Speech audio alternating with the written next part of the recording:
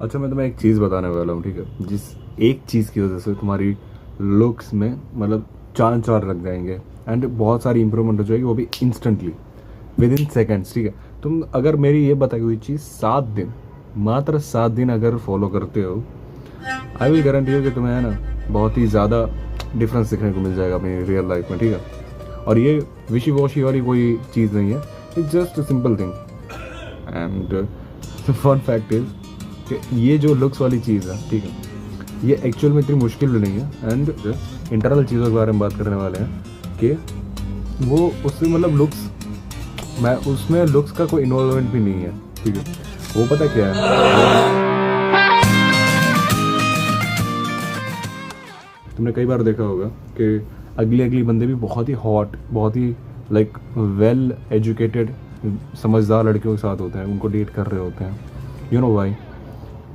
और तुम चलो एवरेज, या फिर तुमने कई अपने दोस्तों को देखा होगा, एक बहुत ही हैंडसम बंदा, बहुत ही क्यूट बंदा, ठीक है, विथ वेल मैनर्ड, फिर भी मतलब उसको टेबल मैनर्स भी आते हैं, उसको जगहों के नाम भी पता, हर चीज़ उसके अंदर सारी स्किल्स हैं, ठीक है, फिर भी वो सिंगल, यू नो भाई।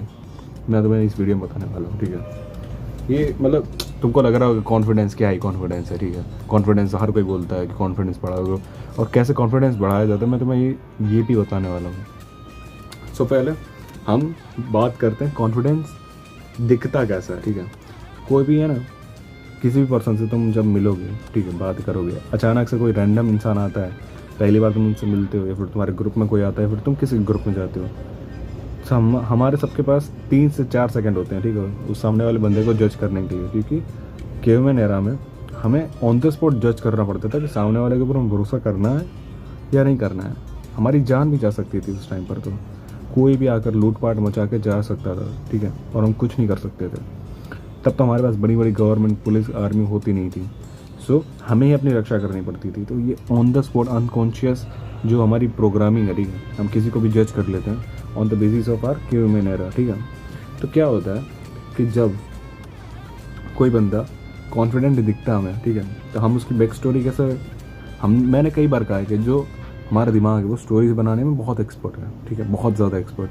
अगर वो एक पीस देखता है ना किसी भी स्टोरी का, तो पूरी एंटायर स्टोरी रच देता है उसके अराउंड। तो जब हमारा दिमाग किसी कॉन्फिडेंट इंसान को देखता है, तो वो पूरी स्टोरी कैसे बनाता है कि इसने बहुत सारे काम किए होंगे, बहुत सारे मतलब अचीवमेंट अपनी ज़िंदगी में इकट्ठा किए होंगे, एंड इसलिए ये इतना कॉन्फिडेंट है, ठीक है। क्लियर हो गया।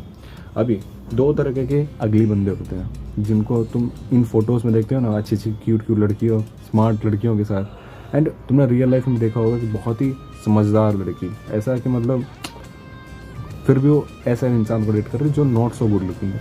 2 तरह के अगली बंदे होते हैं, एक स्मार्ट अगली और एक डम अगली। डम अगली होते हैं और फिर भी डेट कर रहे होते हैं इन लड़कियों को। उसका रीज़न ये होता है कि डम अगलियों को पता ही नहीं होता कि वो कितना अगली दिखते हैं, ठीक है।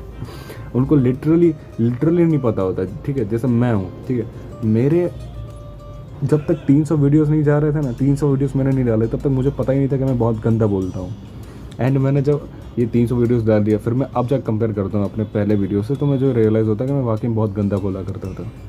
सो ये चीज़ होती है कि अगलियों को पता भी नहीं होता कि वो अगली हैं या फिर नॉट बिलो एवरेज है, ठीक है। तो उनको अपने आप कॉन्फिडेंस रहता है कि मैं तो अच्छा ही दिखता हूँ, मैं तो अच्छा दिखता ही हूँ, ठीक है।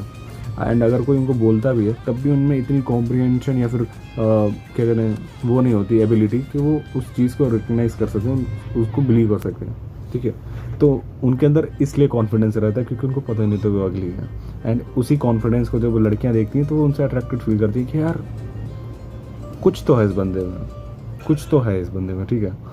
एंड सेकंड कैटेगरी आती है, देखो ये हो गया अगली, ठीक है।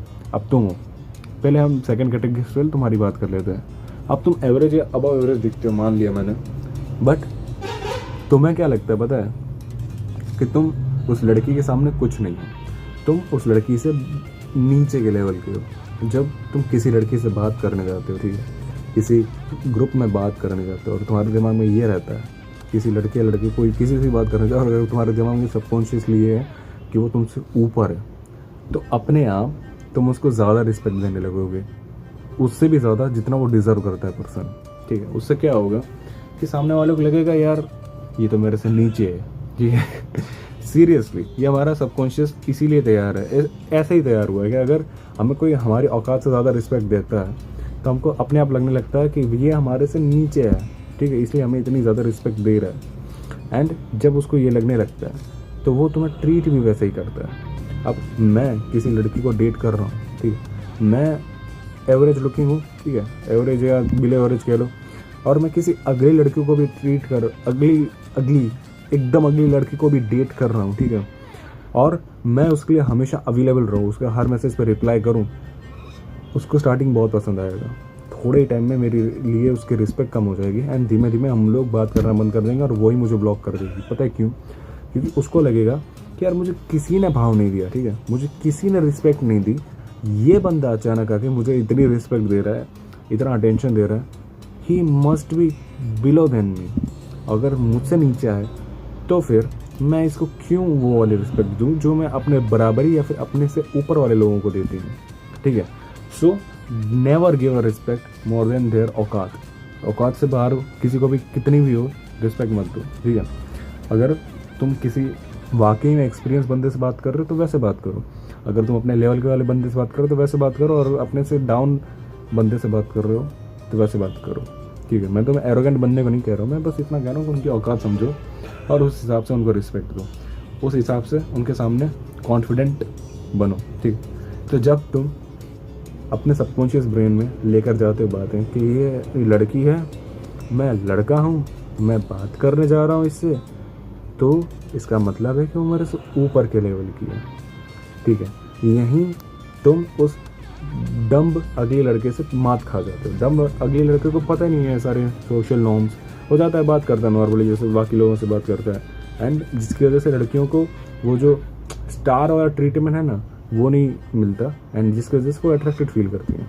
सेकंड आते हैं अगली बट स्मार्ट पीपल्स एंड अगली, ये बेस्ट कॉम्बो है, ठीक है। इसमें क्या होता है कि जो अगली होता है उसको पता था कि वो अगली है, इसलिए वो इतनी सारी चीज़ें डेवलप कर लेता है अपने अराउंड, इतनी सारी कि अगर लड़की आई है उसकी लाइफ में तो भले ही उसके चेहरे से अट्रैक्टेड ना हो, लेकिन वो सारी चीज़ें अट्रैक्टेड होगी। यानी कि वो अच्छे कपड़े भी पहनता होगा, अपने काम में भी बेस्ट होगा, उसके पास जो 3-4 हॉबीज़ होंगी उनमें भी बेस्ट फाड़ कर रखी होगी, एंड मतलब बातें करने में भी अच्छा होगा एंड सारी चीज़ें। तो उसको उधर से कॉन्फिडेंस मिल गया है कि मैं तो इतनी सारी चीज़ों में बेस्ट हूँ कि यार ये मुझे रिजेक्ट नहीं कर सकती, ठीक है। एंड ये चीज़ कब होती है? जब वो बच्चा बचपन से सुनता आ रहा है, समझता आ रहा है कि मैं अगली हूँ and I am not good enough, तो I have to become good in all the other areas which I can control, ठीक है। तो इसलिए वो इतना डेवलप हो गया।